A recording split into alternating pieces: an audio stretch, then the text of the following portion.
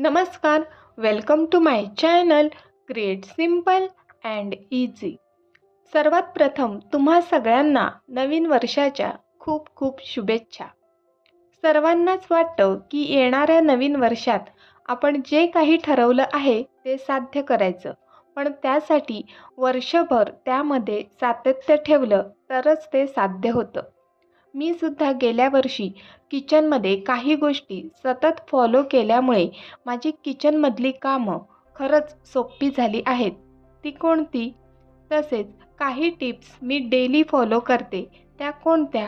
हेच मी आजच्या व्हिडिओमधून शेअर करणार आहे, म्हणजे तुम्हाला पण त्याचा नक्कीच उपयोग होईल आणि हे वर्ष संपता संपता तुम्हीसुद्धा म्हणाल की हे एवढं सोपं होतं।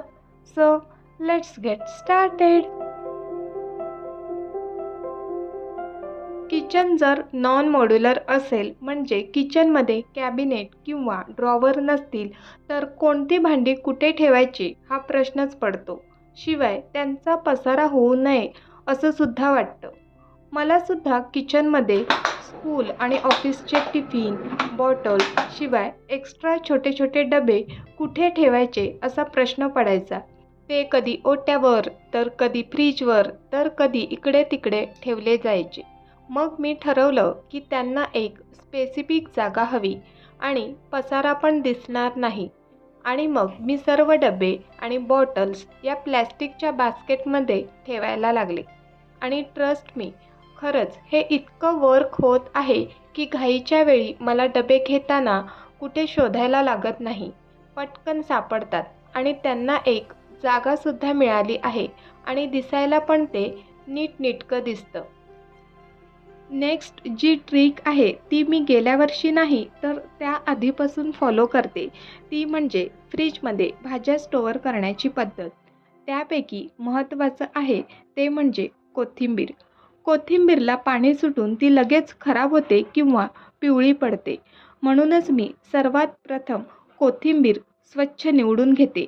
त्यानंतर एक स्टील किंवा प्लॅस्टिकचा डबा घेते, त्यामध्ये कंपल्सरी सुती कापड ठेवून त्यामध्ये कोथिंबीर किंवा मिरचीची देठं काढून डब्यामध्ये स्टोअर करते। यामुळे या दोन्ही गोष्टी 8 ते 15 दिवस अगदी ताज्या राहतात। तुम्ही सुद्धा ही ट्रिक नक्की ट्राय करा आणि 8 दिवसानंतर मला कमेंट बॉक्समध्ये सांगा की तुम्ही जर या पद्धतीने कोथिंबीर ठेवलेली ताजी राहिली की नाही ते। जेवण बनवताना आपल्याला सोपं पडावं म्हणून आपण काय करतो, तेलाचे किंवा तुपाचे डबे ओट्यावरच ठेवतो, पण त्यामुळे काय होतं तर तो भाग संपूर्ण तेलकट होतो आणि अस्वच्छ दिसतो। तर त्यासाठी मी काय करते, तेलाच्या किंवा तुपाच्या डब्याखाली अशी प्लेट ठेवते, त्यामुळे त्याखालील जो भाग आहे तो अजिबात तेलकट होत नाही। तुम्हाला मी इथे दाखवते, ही तुपाच्या डब्याखालील प्लेट पहा, थोडासा तेलकटपणा लागलेला आहे। तेलाच्या डब्याखाली जी प्लेट आहे त्यासुद्धा तेलकटपणा लागलेला आहे। जर मी डबे असेच खाली ठेवले असते तर तोच तेलकटपणा ओट्याला लागला असता आणि ओटा तेलकट झाला असता, शिवाय माझं क्लिनिंगचं कामसुद्धा वाढलं असतं। म्हणून ही ट्रिक मी नेहमीच फॉलो करते आणि दर 3-4 दिवसांनी या प्लेट मी स्प्रेची बॉटलने स्प्रे करून अशा प्रकारे स्वच्छ करते। या डब्याखाली ठेवलेल्या प्लेट्ससुद्धा खराब होऊ नये असं वाटत असेल तर एक टिश्यू पेपरचा तुकडा घ्यायचा, तो या प्लेटमध्ये ठेवायचा आणि त्यानंतर त्यामध्ये तेलाचा किंवा तुपाचा डबा ठेवायचा, म्हणजे जे काही तेल किंवा तूप सांडेल तर ते टिश्यू पेपर ॲब्झॉर्ब करेल आणि प्लेटसुद्धा खराब होणार नाही। किचनमध्ये कोणतीही गोष्ट वापरताना आपलंच काम कठीण होणार असेल तर ते नको वाटतं।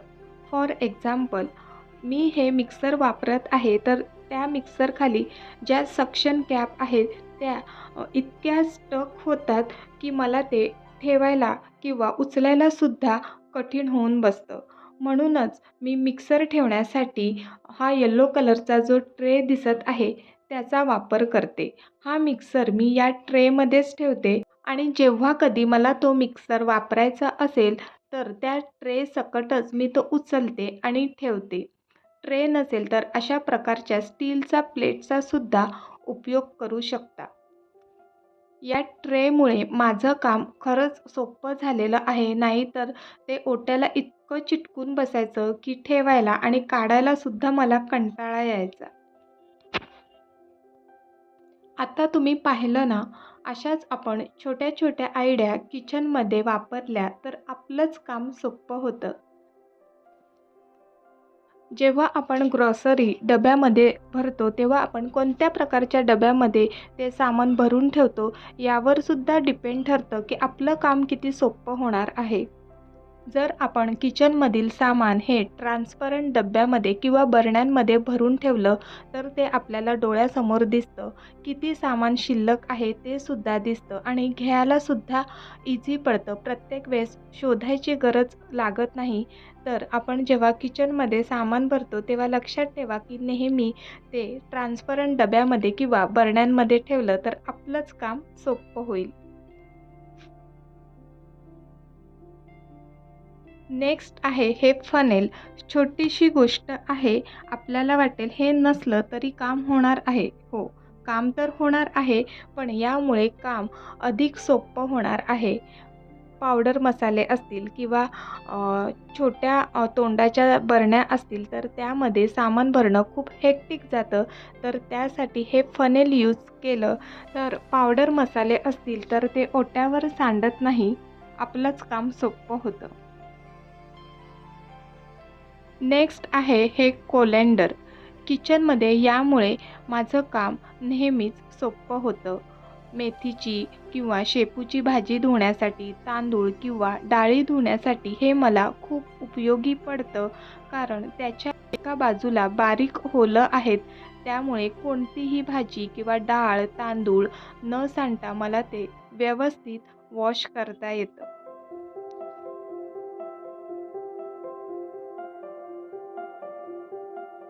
माझं किचन एवढं स्पार्कलिंग क्लीन कसं राहतं, तर त्यासाठी एकच ऑप्शन आहे, ते म्हणजे हा स्प्रे.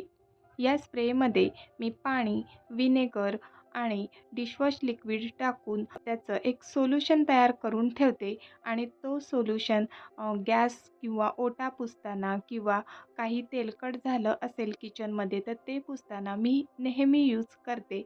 म्हणून माझं किचन हे नेहमीच स्वच्छ राहतं.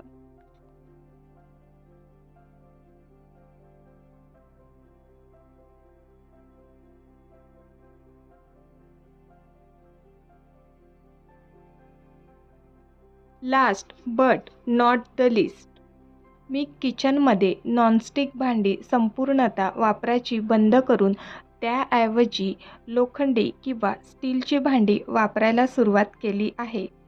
मी डोसे काढण्यासाठी, चपाती किंवा थालीपीठं बनवण्यासाठी हा लोखंडी तव्याचा उपयोग करते. हा लोखंडी तवासुद्धा नॉनस्टिक पॅनसारखाच काम करतो. फक्त आपल्याला एक छोटीशी गोष्ट लक्षात ठेवायची आहे. डोसे किंवा चपाती करून झाल्यानंतर हा लोखंडी तवा वॉश न करता तेलाने असं पुसून ठेवायचं आहे. म्हणजे तो नेक्स्ट टाईम अधिक चांगलं काम करतो. आणि जेव्हा आपल्याला वापरायचा आहे त्याच वेळेस तो धुवून घ्यायचा, म्हणजे त्याला गंजसुद्धा लागत नाही. तर या काही टिप्स, ट्रिक्स, आयडिया फॉलो करून मी वर्षभरात माझी किचनमधील कामं खूप सोपी करून ठेवली आहेत. अजूनही काही आयडिया आहेत. तुम्ही जर इंटरेस्टेड असाल तर मला कमेंट बॉक्समध्ये सांगा. मी त्या नेक्स्ट व्हिडिओमध्ये नक्कीच शेअर करीन. तर आजचा व्हिडिओ तुम्हाला कसा वाटला मला कमेंट बॉक्समध्ये नक्की सांगा. व्हिडिओ आवडला तर लाईक, शेअर आणि सबस्क्राईब करा. पुन्हा भेटूया पुढच्या व्हिडिओमध्ये. तोपर्यंत बाय बाय.